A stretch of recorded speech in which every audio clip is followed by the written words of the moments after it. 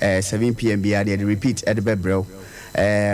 Last week, Mentimiamba, Tofiakwa, and Dr. Mafo did the most interesting conversation at far Miscarriage home at the Breye. Na ye nyina nim se nkomo na nkwa nkwe ti Tofiakwa ye ne se enne no ye beto aso ti enne ye the final part of healing point no e de bro we be awo topic no still remains miscarriage the final part of miscarriage no and I de bro kasi miscarriage ani ye ka se akodum pempenso bi e wo onyinsen mu se onyinsen ne be sei abra onye wadwen se wo se no na nyinsen na nkasa etimi aba e no ne miscarriage aya topical last week no ya discuss here sam komo we ntwetwe nyina no 21st clinic na de bro with 21st clinic no the amount for the one nim say 21st clinic any area friend says yatika but there is more to that every pemuno ye ne Dr. Mafu Beshia all the way from the research center yatika research and treatment center East Legon ebana kunya no na wetimi abem na oba be chire research ye launch wo Ghana ha last year November no then research for NACB APM efasiatica so dey be betimi aboama yapom den ya rehwe wo heba kwa so natimi akwa animu ye hye no se nkomo no ekwa animu na no Dr. Mafo ebeba eso na ye toa miscarriage no so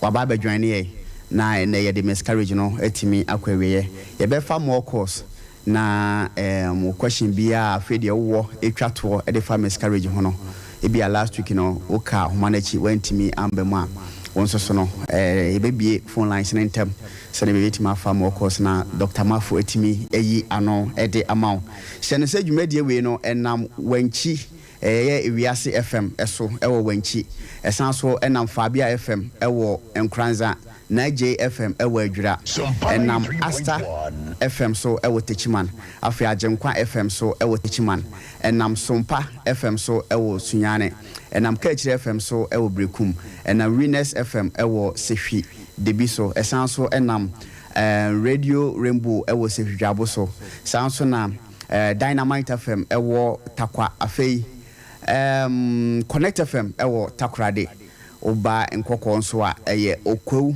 FM Eastern FM eho ena enam ewo Koforidua ena afei so no Power FM ewo Accra ye de saa dwumadie we e de bro esanso nam Sompa 93.1 ewo Kumase ene esanso ewo live ewo Sompa TV ewo multi TV decoder no so uko multi TV decoder no so na wo hwe Sompa TV a se we hu Sompa TV na hu Silver TV a o click so a edo be ko Sompa TV YouTube no aye Sompa TV afei 21st TV ana afei Facebook no so no aye Sompa 93.1 FM ana afei Sompa FM ana 21st clinic NACB Research and Treatment Center sa pages we nyina no efa dwumadi se na be ya won sabetimi akambie hye say healing point de ye hia na yesua de afa ya pomuden ho enen so da foforo 93.1 Doctors wo ha ya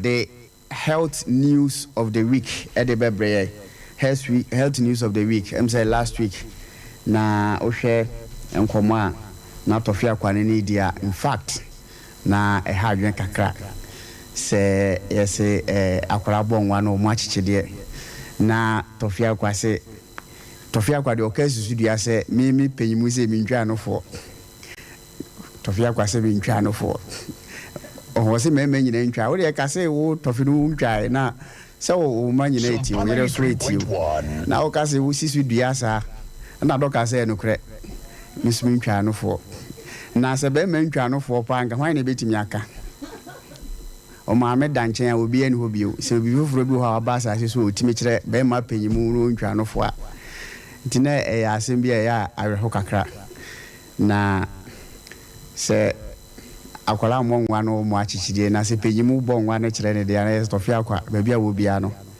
ye chiao ekwan soronko so ntie the health news of the week no Edian ena one nam ntintan no so wona ne nam radio station TV station ahodo no enkomo ben ena efa apomeden ho a news for nanka healing point ye da na di e de akye amanfo hye no so se ene ye wo live testimony bi a yebedi ye ne maami bi ebedi nkomo e wo healing point so be kai ada na ye CS se oba kwa wo so na ontime wo ne ye se de sika kara no enkofo bebre frɛ ye ma complaints bebre ebi mu ye ma ma kwankyere ebi mu so ye se ebitimi abo mo kwan bi so e wo 21st clinic adansie bi a epie mu no maamene so wetimi nkana no ntum se ne yesi bi abo na ma ne yaw bi afiri ne so e wo CS bi a okoye ya na ekire sensem ne yaw no na enya asem ketwa ne so nyankopon nam 21st clinic so na healing point so ene over 20 affiliate radio stations amofa dwumadie we no so no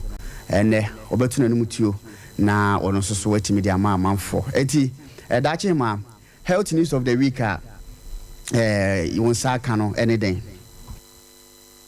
say wa mama sa akonya we the health news of the week every atie for our Sompa 93.1 FM na 20 affiliate radio stations ni nyina na ya tin kasa nkofo bebre ta hwe ye pan na ya ye nchia wo mu omuhwe ye free nkranza na baby bebre omuhwe nti ye chia mu nyina na yeda masesa ya mogibre na muhwe ye na mutie ye na wo se mudi bi bo mu kotodwemu na mudi bo mu bra yeda mase se edikan ya news ni de bebre na aba Ghana web na Major online news ni de bebre na aba betodwa de edikan ye ababawa bi e friend Eresi Nkroma our 27 years our failing next fallopian tubes no baby a e was anasa ovaries ni baby a oba ya tie nkosia efa no na eho no oha kakra abamu etina omo se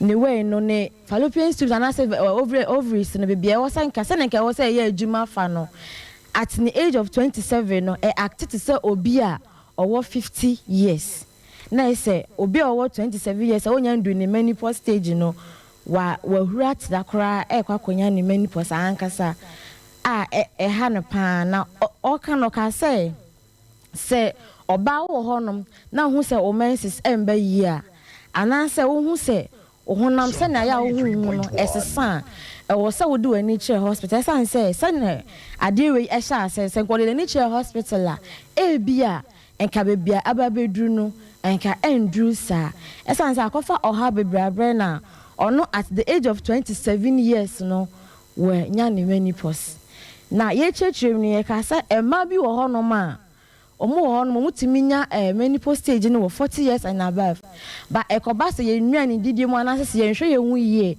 anase obi wo hono ma se na ni nipadwa ni te no obetimi krampo anya ni menopause after 30 years intino e wo say ye hye so late anase early menopause stage ni die obo ma obetima hu say na kuma mu no ha kakra wo mu ne nkasa mu na bia na waye wiki kakra anase obenya breast problem ono fo no ha kakra beba mu say o message so mba yi a na e wo say wodi wani check hospital and a premature ovarian insufficiency so ekoba se sene e wo say ovaries ne to kosia no se enye na djuma yie before 40 years na dia na ubenya sa o ha we mu na se bia wani beye dry ubenya sa ebia emba utimu sa na se wunya atenka na se woni be ma enkohia wo sa na ma we nyina na e wo se wodi wani che hospital na ye hwe e san be tuja se agomonya St. Martin's de Porres Hospital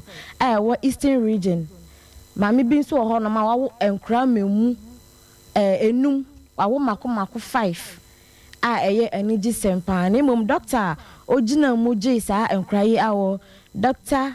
Bansa Miriam Theodora amaya ti asese enkra ne ho ye na mum omo weight no na ewo form kakra enti na omo de ato incubation se na be ya omo weight ne beba na omo ato omo ye to asa na doctor bi nso ana se midwife bi so san dia betu ja se mema omo no maduro se omo be ma enye kese ana se enye enti se ne be ya omo ni omo ho kafo ehia omo ni beje bi omo ya ma no na edi pressure eto mema no se omo no munduro ana se omo panisei esan se ubo mo de oni mema bebre ahia enti se ekoba se de oni ne behia ne die sakra na eha no e wo se be ma bia hia ne nso se obema ni kwan se eburu 6 inches at the normal circumstances na was say 6 inches enti men di oba bia cha na se wan kasa sa wa yodin say o nu maduru na o di akwakwa impress o wife ana say o girlfriend no na say o di oha bebre e na e ma ho e 6 inches a obetimi anyemo ba Mr. Ruby and Satogwe and a disa newsway and so by na a man so ye hu says ye hu discharges bia and answer infection kit so be by a na ye pese ye hu sa ne ma na pese ye treaty say e bia obehu say enso bi gugu say enkan nim na se wase nkekawa enu kwan say wo de hospital and answer wo nu madru wan ka say enkwamwa na e wo mu no ebegina na afight ama ho ato enye bibia na wo hu wo wase a ehima treatment ba say ekoba say wase kekao enso na eba no enka wo ma na e wo say wo di wani che hospital na omosho na doctor news health news of the week no na eno na media atijan okay on say and me share the ja ma o kan news no kama ma interrupt say amafo bo me so wo say me nya ma wo flow na wo say me ma wo flow now health news of the week no ha dey na be trendy kusi se be say shia na wotwe a edi anemu yi ono wa kan so no enkra ma me na wa wo enkra 5 no eno e wo say sa ma me no wa ya ade pa wa ya ade e na natural birth there mo ye ni CS mo ye ni CS e na e ma bi so hu say e wo message say emba yi a na e wo say wo di wani che hospital okay e na me ma na omo nu maduro say omo impress omo wife anas e your wife for crampo eye on the your registered one or your legal one na ko ba say wo girlfriend bi na onu nti o nu maduro say obema enye kese na enye tintin a na o de oha na I say wo no okoye obi registered one na say ne be ma enye de wani je ho obe encourage na ma na nu maduro say me mani ba je ho okay that's it the health news of the week na ye de abro no me ka say ye be kwa homa no so ne ye ne maame ba ko edi nkomo na ansa na ne be di nkomo no ma yentie sa audio we ye we ya ne no edi sa nkomo no line okay okay so my experience me na me ko when am yes okay na me ye na me side me phone side and right side no can you heavy okay the complaint is doctor no say so na dia but that 2 years in when you me my course to sa me consulta you won't see doctor here was on cancer menya kidney problem ya eto na mindro manu eto na ikonaba ejino nambiza se letimi anum kubenso ni bi ana se letimi edi watermelon we ni bi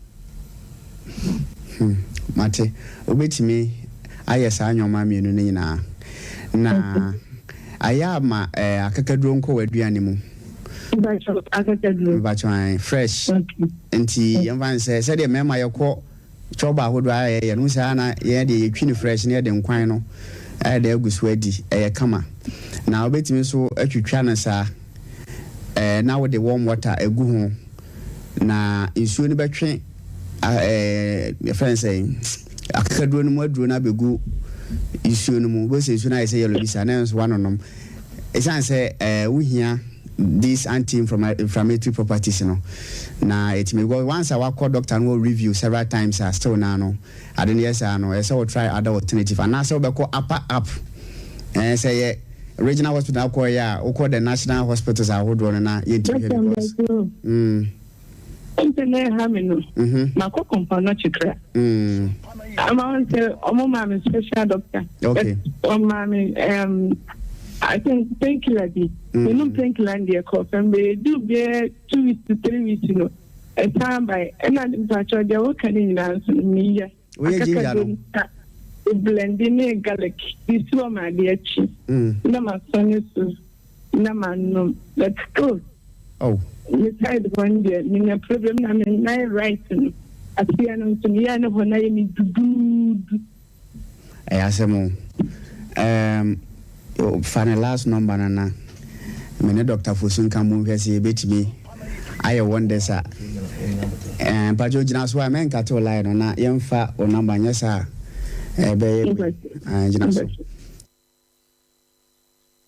Okay. Voice here, you could see a best 4 weeks or so. You near a CS, a home and come or ya, call our frey. Na money and obo. Now, just watch that solution. Any money in an say, uncle back, no uncle, the doctor, baby, CS on the inside, and was why any nebby. Ginger, and say, a war anti-inflammatory property and commit me up one my yawakophobia and was say, why you be 3.1. Still now win your results in Tia Cassani, Ombra 21st. Because Ghana had the Itiana Heba for Yena Yaya then said the chi now no yet dinner brought doctor for us, so Mocas with the eyes of a bidro. And tonight is after the 21st bit me no, and now your man ba Kumasi branch 21st Kanaka or see a wild dance here, a walk until Humana so, ya, no, a barber chicken, come on, Pacho, Ubelo, Casafidiano, Amma mena feedback no. Enti a mana wetimi aboye pa me ba cho ye ma wachi o mama we de bibi nti de udi ne besie na ye di nkomo no ba cho se wona wote wo ho nka wo voice na ye boy e wo CCA okay na me pa cho obetimi esiso de na eyo ya ma wo frɛ healing point so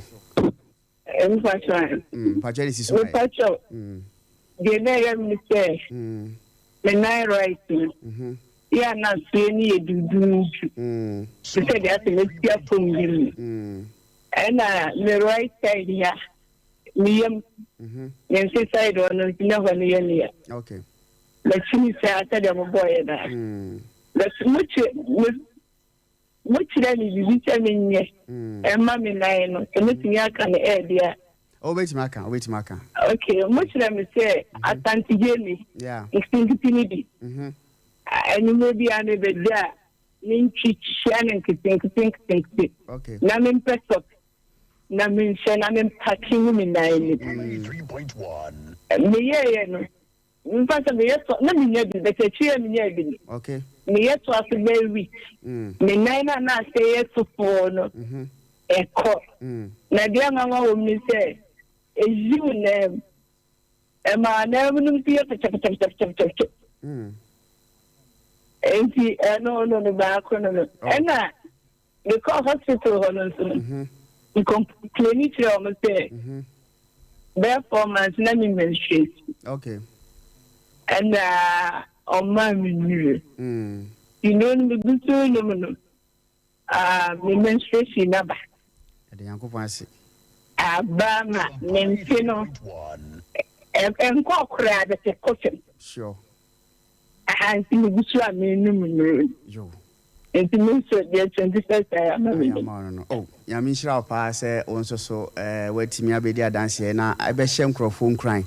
Since be one now so akọ baby ba ku mienu bi na wanya ayare sentina na bamabu na yare no so dia na edi nya nti wa be dia dance say no ya de ebeboa afoforo na show mu kran na watimi aba bacho ye beja mu akọ no e de na obeka atwa to na ye de wasi ha oh de make actually obi o si say chimi de ye nyina ya chimi but okwa en shepe de ekwo no bibi and for GBA church because men say me age me new tedenka me chabra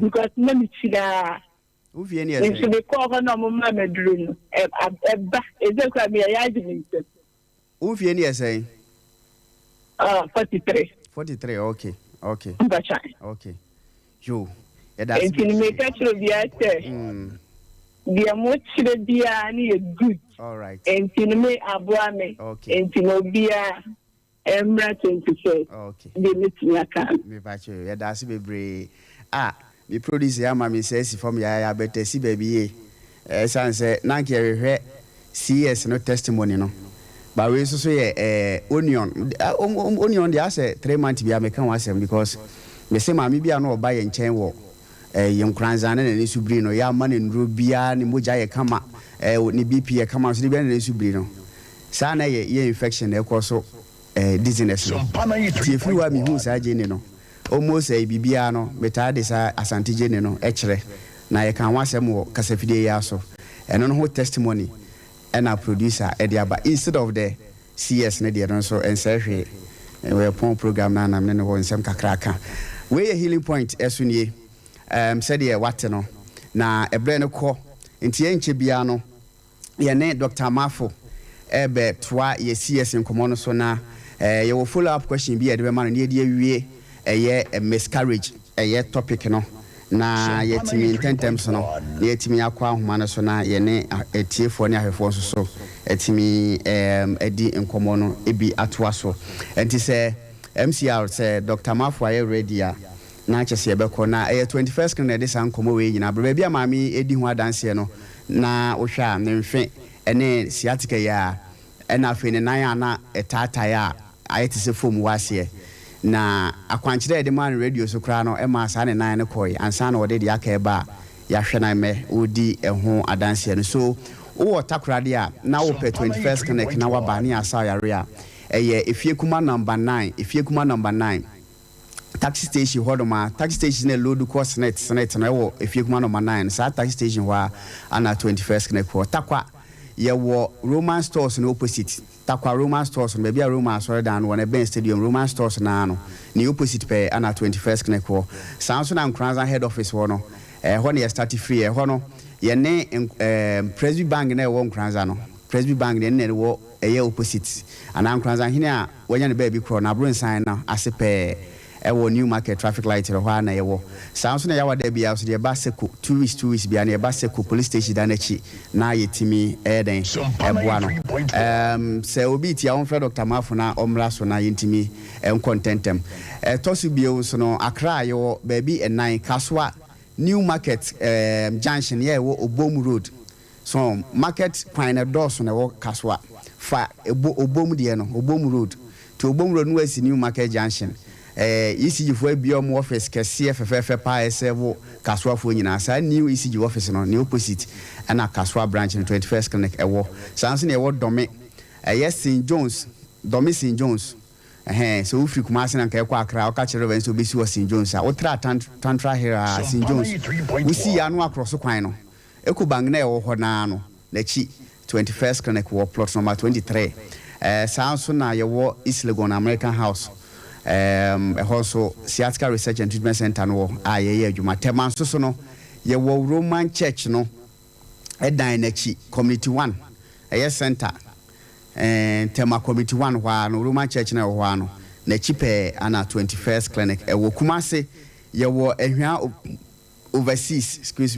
ehwa overseas ye ben Alpha Radio ewo Kumase ehwa overseas ewo ane ewo sanso no oboase so no ye wo Court Junction oboase Court Junction no baby a amanfo nya asem omukodi no judges for no no de amanfo tum twibi mu aso no sa junction so ho a Court Junction wo Kumase road no so eho ane ewo enkokọ ye wo stadium main gate no opposite enkokọ park na se enkokọ stadium main gate eho ya atane ata ni opposite main gate no opposite na ho ana 21st connect wo sanso na Kofodu anso no ye wo o green e baby ana first asoja for canteen wo eho ena ni hwe ni mpe ye wo ye ne afie ma FM na wodan ba akumu ewo o green ben Agata market wenchi ne ye wo Kremo store edan no achi ya wenchi Kremo store dan achi ne ye wo eho na meka 2 weeks bia akronfo wi aye so still ya ba mumu ye da so ye adwuma sunyane ye free kotokrom ene ye kwan bonitia eho de enye akronfo na tata ye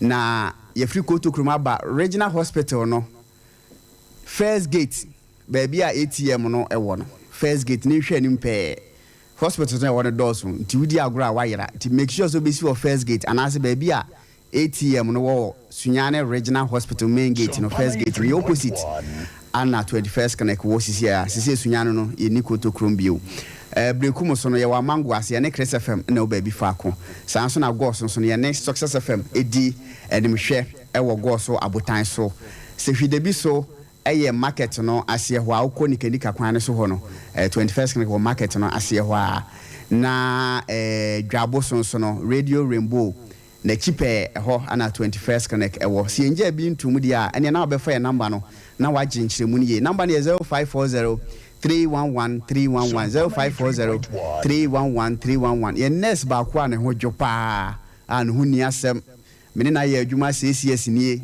mente ne ho asem bone da efie bi obetina bia otu ana efie ra na ipachew na we ne de opedan ya ben ye hwan overseas clinic ne nchen wo pe wa hwe se ne lolo fe de bi omutum ya wo fa de ne ba bi a wa bia memfre ye pede ye ben ye clinic ne nchen so wonante ya no wo ba adwuma ba besa yare enti se wo ye dan wura agent bia ye ne agent bia ni communication bia efie wura fo a wo pese nurse ni metina wo fie ya no hojo me guarantee the man suban bone de wunya bi wo fie ho mepacho eba ne sa frɛ number ye de tu dia na se wo pa wo de ye clinic wa hwa overseas wa wura ho a wo se nurse ni wo pɛ dan no we ne de na kyerɛ wa hwɛ nanim na ebeboa wa na fe wo de dan na den amana amai because we very good pa wo hia dan no intentem so Dr. Mafo Abahoma ne so na via Zoom technology nti ene ba bia wo bia nye tete no nko ana na abeifo fresh sunsum no mde se kan wo no ene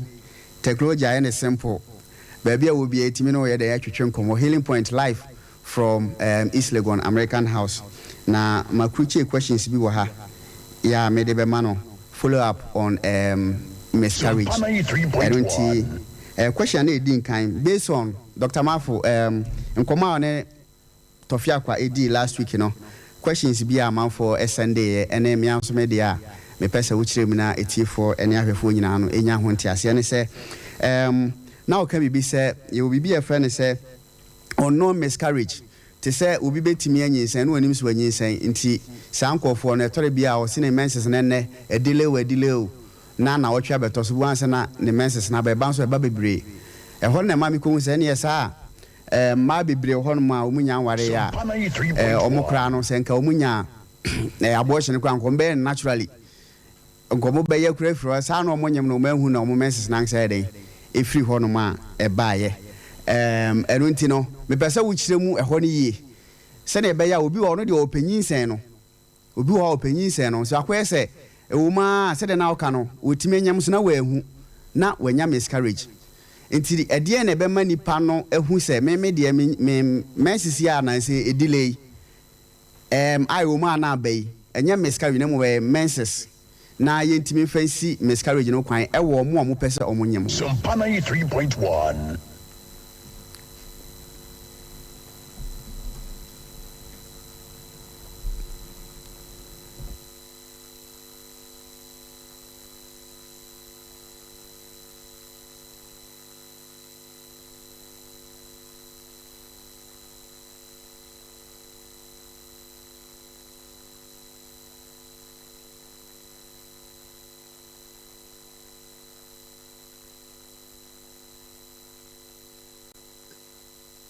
ana obi on na ye abema onipa no ehu differences a ewom ni se elements no ana eba sadia always no obinya problem always be an man be no happen a man be happen it also happens for some time but ye can say onipa no miscarriage na wanya na equally delay in menses onipa no obenya the normal 3.1 the emphasis is every 8 days bia na on the 8 na onya the menses obenya 12 months but say miscarriage no na asset ina adia obemu ni say month bi o hono a e be delay kaka na ya e be delay ni say the need no okay the kind ever say with the clinical miscarriage okay in the first 4 weeks that is in 1 month now no a shade off emra ebia onipa no enya the menses and I say there is need delay for 1 or 2 weeks. In a sense, say when you have your hormones here really, and that hormones in a suppressive nurses, no, MRX, release it is pregnancy now started. Now say ACG hormones, estrogen, progesterone, and placenta hormones in release here as suppressive X, MRX release it. And no one say, miscarriage in a possible delay, yeah. And no maybe once in a while, and I say, experiences time once in a while. But I say, disorder, menstrual disorder, or possible, and with a rate of parents, okay. Check up now. Okay, now it's a bit born to far. The miscarriage, and never about once a while. But the a normal menstrual delay, there, every month be a bit delay, sir. All right. Okay. All right. And another thing, so I was so last week, a chromosome abnormality, say, any chromosomes in T. Na etimi ama nipa no when you miscarriage, how are we going to avoid that? Okay, ọkwa ya lefa so a yesi no the breacher said before now chromosome abnormalities, and I can say we have something called cell division, and then only I say about who to any grandma or grandma who to any grandma or bound to FDS. Now say FDS and the cell chromosome ever. Now say cell division is me and don't let it abnormalities ever. Now you will never be your any immunity idea and not to positive abnormalities, especially obia to take drugs. The cancer say who is there and was a woman a dubia ticket. Because the no to be miscarriage at the end. If you find a CFI, a pasua, you did move and said before 3 months, or baby, and the woman miscarriage. That's a nothing say your pulmonary abnormality in the Portisana. I was so we had said, yes, and I said, no, I was still taking folic acid. At once one for the next 3 months before France and Russia, CSA, oh, sign pray for another seed. And only idea, and also taking your man and get more of breathing folic acid. Okay. They are not doing the I need to say serious green vegetables. Now what you have to get me up for this area.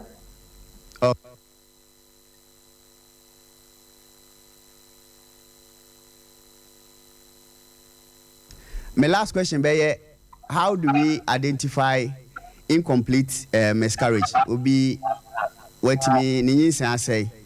Now, a better we say, Ninsa say no, a we or how be any Bianca actually. Any dear a Bibiaka actually was with one more. In Pan bed anyway, make us say be our own Ben hospital, what a crooked to be a cheap. Okay, yeah, incomplete miscarriage. Your blood and cancer before now say a person with that one and your mother and a tissue. Now, we moon a campo and a shast and your other hormones, especially ACG hormones, and only and from one to be released purposely for pregnancy. It is a own penny saying, and I say, needs and two one. Oh, yes, that is in a plan and not be so possible. Now, yeah, I said, then you're my way, I can't say both. And the emotional shall say, if you are, maybe I would you say, needs and I say, emotional too. And now, why I see a young midnight and airport. But how are we because who say, what can make for a week or two? Is the white email say the other person. It is the best way I will be when say I was to take ultrasound. The tissues be a woman. Ultrasound needed me a reveal. They are not the appropriate measure. And yes, sir, complete, every one man. A better say for say complication. Okay. and we against me plan and former what do we element to life. Oh, okay. You know, and said the man is the woman say we need to say yeah. Say emotional about 2 days to start about 4 days to start every week. I was still seeking medical attention. Now it's got ultrasound. If anymore, a baby tested. Now I feel the worst reason to more fine out of us. Okay. Now you say, will be obeying miscarriage. You are recommended say a banner on seeking medical attention. Yes, on hospital now on say a child no a dead. All right, that's it. Now, say will be a miscarriage. Many miscarriage this month. A brebe na beti me so asha say me call micro na beti me asans when you send you. E time frame you one. Okay, you should any time frame because the last week you know your discussion, you know, you're talking about numerous causes. You know, you should any time frame, but the only thing is say open. The fastest way is we need to essay, you know. The fastest way I will be to me as I replace, you know. I hear all say I was able to seek medical attention. For the last week, you know, I said the woman message and I woman miscarriage at 1 to 2 times, but I was able to seek medical attention. And yes, sir, you let 1 to now, I best say. It's the one ruling out the cause. Now, the infection and a positive miscarriage now, I am on medication, the area say, about insufficiency and aquacy, then I get into send the and now say any pelvic inflammatory disease and a positive miscarriage now, then it can be corrected so that as soon as possible you can take it again. Okay. But that's my brain. Now, my last question is now, Ubejina so. Na callers be our any question be finally on miscarriage e dey aba no and they say last week now can be say obabi wo hono ma before ansana obi nyi say betimi epi aba no na wo dey na no aye den aye open na wo ka e dey justify say sex position there it has nothing to do with miscarriage now one Dr. Fiakwa mu ye specific say and nemu ahodo style bia no ha itimi say nyinsen ana meboa mante ase ya na sanete manto wansan ye sanete ana okay me say me bebusa question afa awode ano ye mere a itimi ma nyinsen eba na wo kan bibi say ansa na nyinsen betimi asai eya abra we bi a wode na no eno nti omo a omo ko hospital na voluntary no ye omo abortion no doctor ni bi a wode na no na etimi aba na mpo na wo kan sisu say eno nti no ennamu styles ahudo bi enu etimi say nyinsen ba jo sa na tie. Yes, that is miscarriage but not pregnancy. No, yeah, miscarriage. Yes. There's no sex position related directly in etimi say nyinsen. All right. Now, me bisa say. Sure. Now, me bisa say. Obaby was say ono na wodi anu emre. O say na wodi anu emre dada. Ono o ma no ya consulting ache. Obi timi ka se ma wodi anu ayden. Ayemre. Enti na me bisa say sa obi a ono osusu se na wodi anu emre no. Ebetimi amana anya miscarriage ana say eno no enye sa na tie. Okay, and the Obi or no man, if you are ever fine, let's go point na say. Yeah. But Obi only now, I'm here, but not area under examination. But the only thing is that, say, you can't say a pregnancy because miscarriage, you know, we are talking about the one up to let's say mostly 3 months. That is why almost more than 80% of the miscarriage happens. Okay. And you know, after less than 5 months, therefore, the hormone, the sex position, you know, can be there. Because the hormone, no, uterus weight, is sick. Okay. But within a day, 3 months, the sex is no, and the uterus, no, intact. Okay. Because there's no the uterus. It's a movie to me and for say, they open here, and I said, I listen to that. Okay. All right. Now, Mammy Musa will for Laban's Nipa Wabon me Becca say, when you Cruciano. Why, who say, now what they are why day? In Shiamuno and Shiamuno ne Nipa Nadi Shiamuno, who is now what they are why day. Now, Nami Busa say, when Shiamuno. Bema ne bema timi kodu awode na no sa ai ma man bi tika say otimi hu say obi kura timi ka me nsa ka na awode ano a ye den is it possible say obi nsa ebedu ana bema ne bema betimi adu awode no ano sa amana ye ya na okay enti obabi enyo no mo a ye bema ne da na se le bema eka na awode na no kra na se no ne da no enye ne da kura biu I see. It stands 15. It said, Obama plan to cut about the young one. It stands 15. Now, the attorney said, you got the fibroid and Casa. Fibroid and Casa to me is developing. And I said, some close, the other said, is developing. And I said, there can be an inflammation at the surface. If you know, and only bit me am one feeling be the honor, but not a yet on service now no one can but there can be abnormal growth of cells. A bit me a fibroid, and now say a bit me a non-cancerous tumor. Okay. I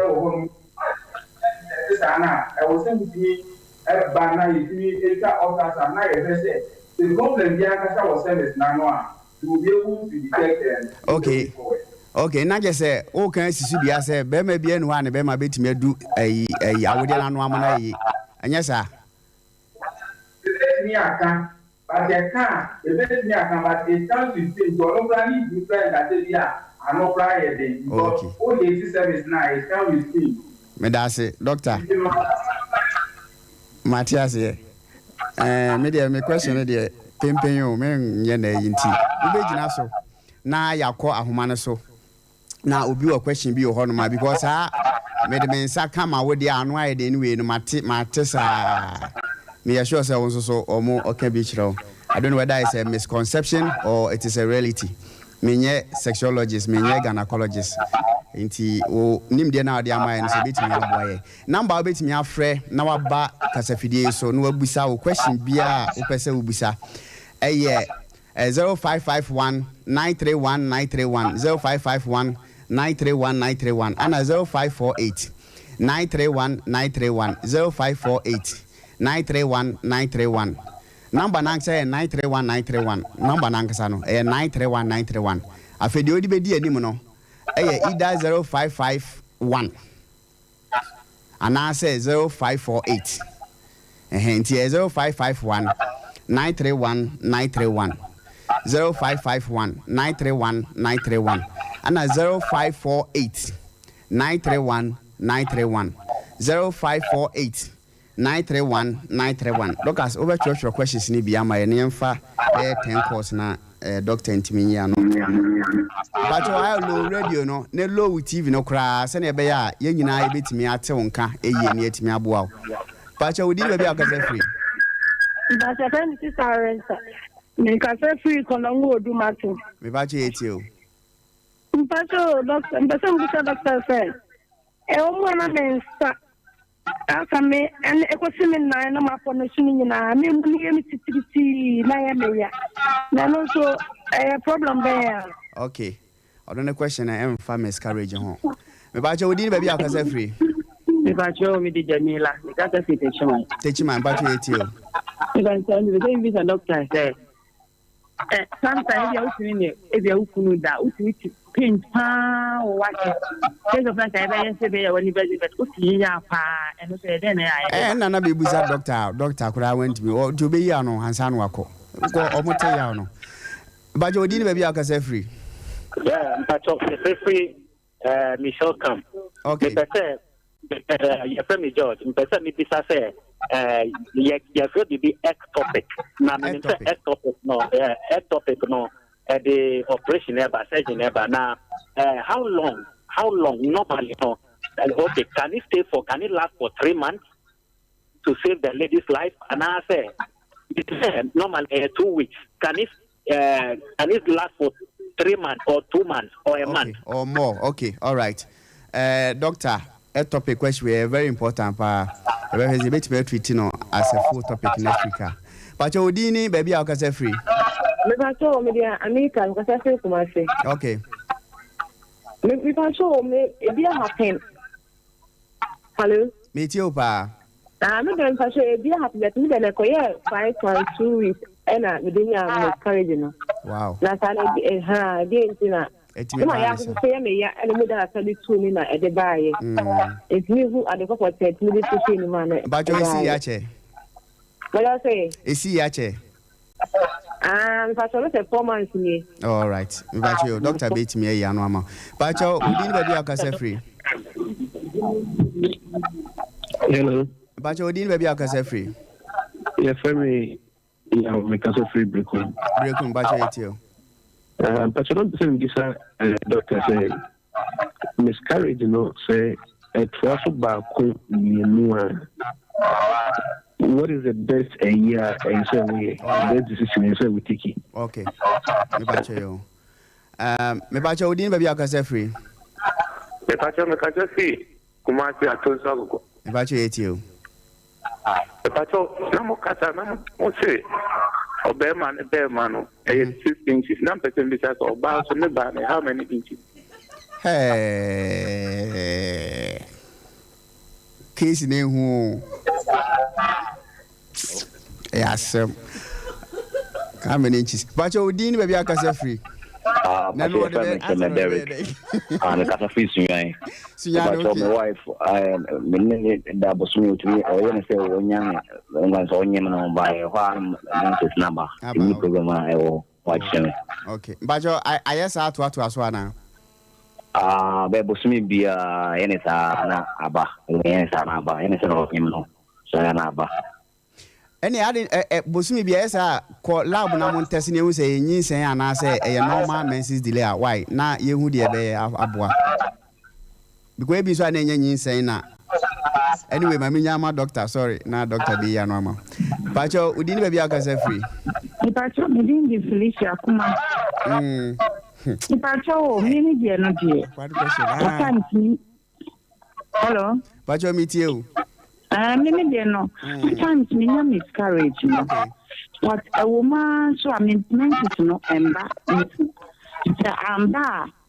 Not a woman, very 2 months and number. Me can you cry no? Me Felicia said, my fire, my excess, so me who said, I need you food. But I mean, meant it in very 2 months and me and on the 13th. Oh, okay. Okay. Me pese me un se doctor mama say den. Okay. Na say ni say ana say mintini. Yeah. But you know what you say?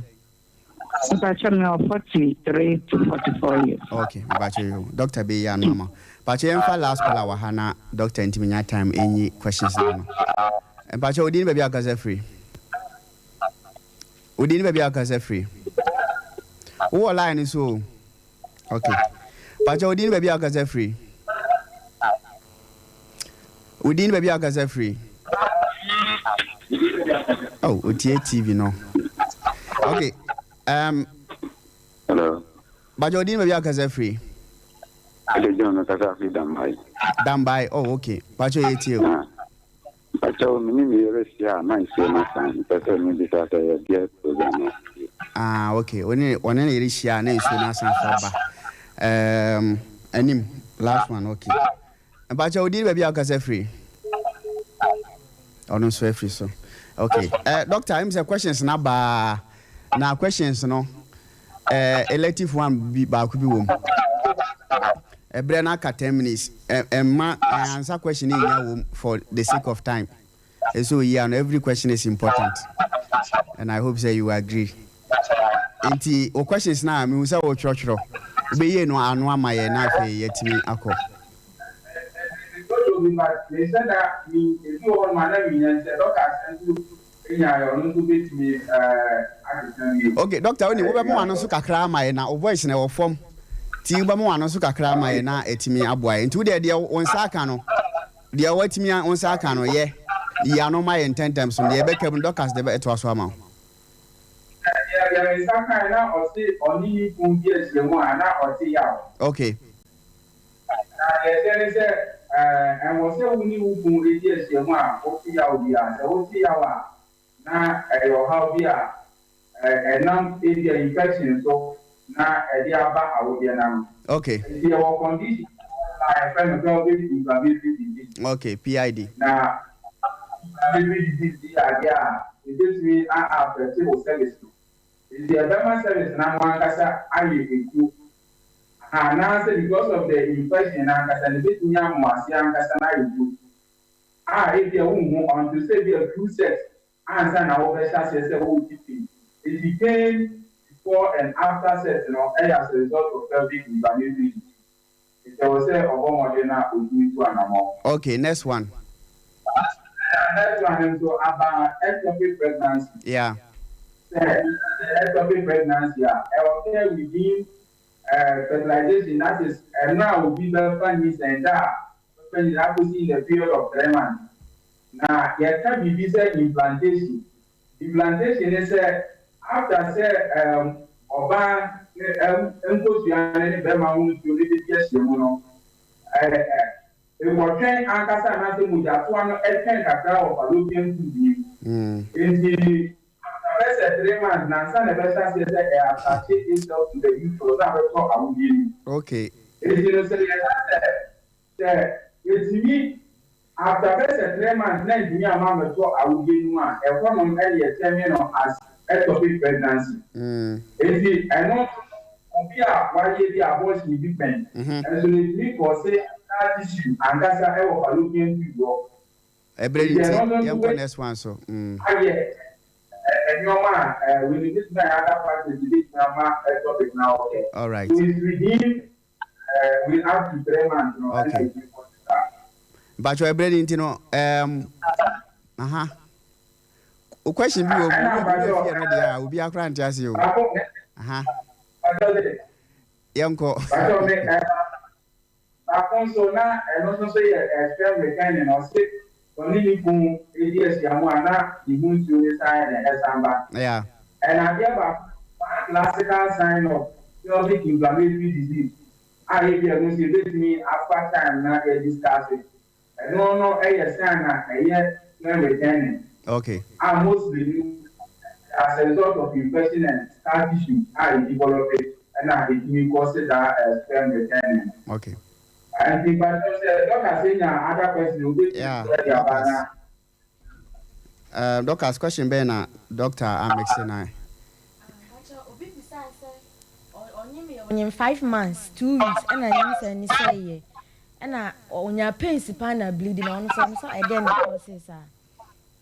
I say on you 5 months, 2 weeks. On your 5 months, 2 weeks, and you say, no, it me say, after I ask you any answers, yeah, miscarriage in Abia. I don't know, after 5 months, and then miscarriage, but it becomes still there. Okay. Still there, after 5 months, up to the time of delivery. Okay. That's the whole planning to one after it's still there. Our planning to do one year is still there. Okay. And our planning before 9 months, me now is still there. But no, I ask you, na Moja etu no. Yes, sir. I didn't say. I have been watching lower abdominal pain over to the YRC or Yam. There is never force FG. Okay. There will be service. I will be another give. Okay. Now, and one I am. All right, doctors, next question. And now, or say, menses no, on your miscarriage, and menses name baby. And I told them so, Phyllis on you, or no, on you. The menses name back grab you. After so young miscarriage, menses name maybe you three minutes ago, Phyllis on you, and so now on you to your bend. I say also young miscarriage, after menses name maybe you. And maybe you, and I will Phyllis on you, and so now on you. Okay, I know say once they said because before now I said Ube Boom Sagi or some we hormones be one man, we are calling to the hormones na estrogen. And on the signal will be never in good be and ever. It is once they say, once I say the hormone is down, everybody was saying menses never say menses no. After pregnancy, I still now say these hormones can release. And the hormones need release there. Eventually, I'm laying a signs of pregnancy, but not on him. Okay. Another question so yeah. What's the best solution for 2 or more miscarriage? Obi a wanya miscarriage ba ku mienu e kono. E de na wonye. Obi a wanya miscarriage ba ku mienu kono. On try say obesa e listen for the third time e wo me pa OT. Onko hu doctor. Okay. Yes, 90% like we said, check one meet na sa okay. Okay. Aka question ba ko. I was say a mema na 6 inches. Minim say or the inch or the question there. Baby ani no. Anti me nya no ansa gina so na me nya announcement we na wo de 2 man na yeko. Why? Nti gina so akasima 9 na yeko. Me pa cho nyankopon ya adom a wo chena eye kase bu we ni ma ye nyina ye kwakoja ye honorable AJ Kum Nkranza South MP MC ambacho de we ne to so ma me ananka etimi aboa me na ni nyina ne se na ase etimi efrim honorable AJ Kum oye Nkranza South MP na ase efrim a nyankopon ye adoma wo chena kwasi adai na ye na ye ewo eye SDA church a ewo eye Bantama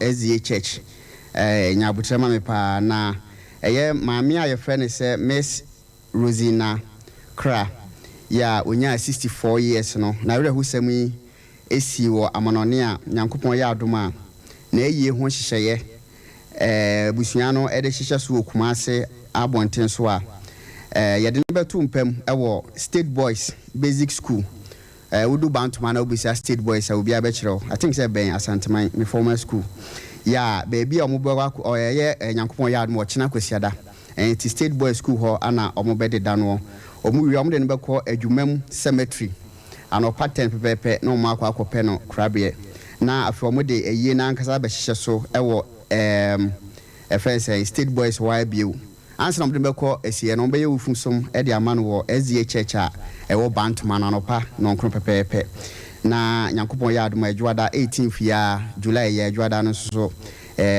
omode final funeral right no e de ahye nyina se on say SDA for na ya omotaye omo we eye no Sundays and Mondays enti na ye ka kire nkranza for mutie fa bia nyina se honorable na se na da for ma mumie nkone nkoja because eye nkoja mekai me ma me free mu amonone ona etime boaye ma ye de emu no eba ye kwan bebre so ahodo so boaye enye ize se embassy ho asem ne nyoma bebre diplomatically no boaye e ma 21st year no yetimi koye ne kama ntine de adu so a na ase de adu so a mumye enko boa no china 21st mba ni nyina no mo amohwe sciatica ladies no se makase the whole Ghana clinic bie no ho mayo ho ofe munyina so do na ye singles shia ye ho china State Boys na bibia ni a hume na ye hu kwan ye de befa so doctor online no so a emema ye be ma na ye 6 inches a emma so agapade no collar na say ye how many inches minim so ye sika duro so de ye den yo enti wo answer wo ade be ma na ye nko happy birthday so